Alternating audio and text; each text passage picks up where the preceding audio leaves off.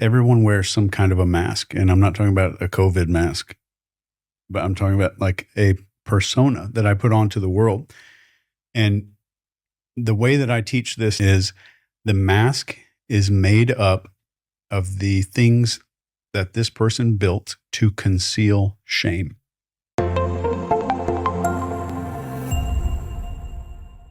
The fastest way to read a human being, number one way, is to keep one question in your head. It is, what does this person want me to feel about them? And what do they want me to notice? And that's going to show you the beginnings of understanding the mask that people wear.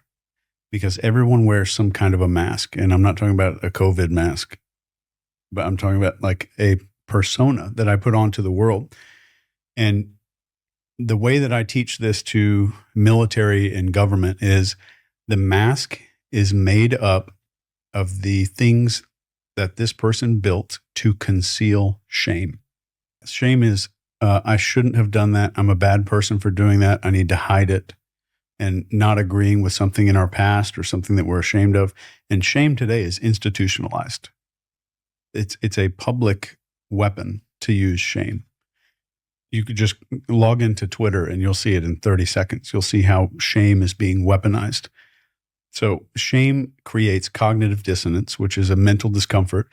Mental discomfort says, I don't want to be this uncomfortable in front of people. That creates a mask. So we wear these personas and these masks to cover up something. So if you see somebody, 90%, 99% of us have a mask. And this is the population of Earth. How thin it is, how thick it is, that's what changes and what the mask is made of. So if I'm seeing somebody who's acting like he's posturing all the time, he's yelling, he's like just puffing his chest out, the mask is usually the opposite of what it's concealing. So I'm seeing a fearful little boy. So what does their mask look like? What do they want me to believe? So when I was raising my kids, they were 7, 8, 9 years old. We'd pull up to a stoplight and there'd be a car in front of us covered in bumper stickers. I would tell my son or my daughter, what do you think those bumper stickers are trying to say if they had a voice? And it would be like, I did Yosemite and there's a marathon thing and like I go fishing and like all kinds of crazy stuff. And my daughter, she would go, I'm adventurous. I said, all right, keep going, keep going. What does that mean to other people though? It means that you can trust me. Okay, what else? It means I'm fun. Okay, what else? It means I'm a good friend. What else?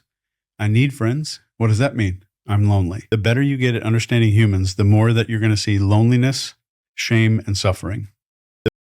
It's every human being. So the way that I deal with loneliness, conceal shame, and kind of anesthetize myself from suffering or equals human behavior.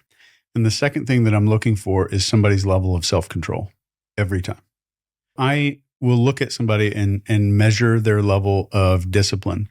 And you need no training for this. So if you and I were seated in the middle of an airport together, and I said, show me somebody who has a lot of discipline in their life, you could see a high degree of self-control. You'd be able to spot somebody. Anybody listening right now will be able to spot somebody with discipline.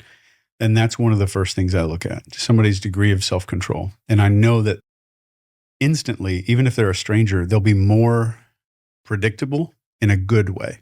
Like they're more likely to be trustworthy because they already discipline themselves. They have self-control. So if I know that I'm getting into a business relationship or something with somebody that has self-control problems, and you may see this, some people might think that that's somebody being overweight and they might have some self-control issues.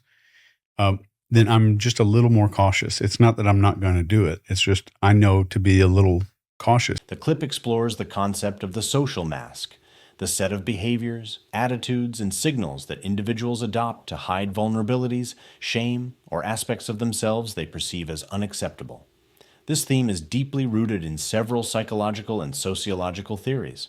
According to Erving Goffman, every social interaction resembles a theatrical performance. People wear masks to project an image consistent with the role they want to play. What the clip emphasizes is that the mask not only shows what we want others to see, but more importantly, hides what we fear we are, insecurities, fear of rejection, or loneliness. The connection to shame is central. As Brené Brown explains, shame arises from the feeling of not being enough and generates defensive behaviors that manifest as withdrawal, aggression, or people-pleasing.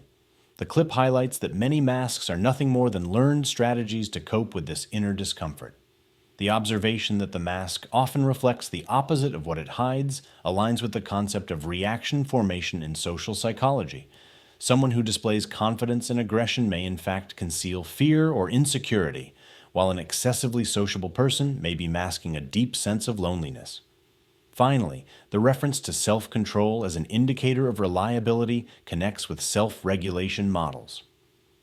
Self-control is one of the strongest predictors of personal and professional success, as well as stability in relationships. Understanding these dynamics is not just an intellectual exercise. Recognizing masks in others and in ourselves allows us to go beyond the surface, improve the quality of relationships, and develop more empathetic and self-aware leadership.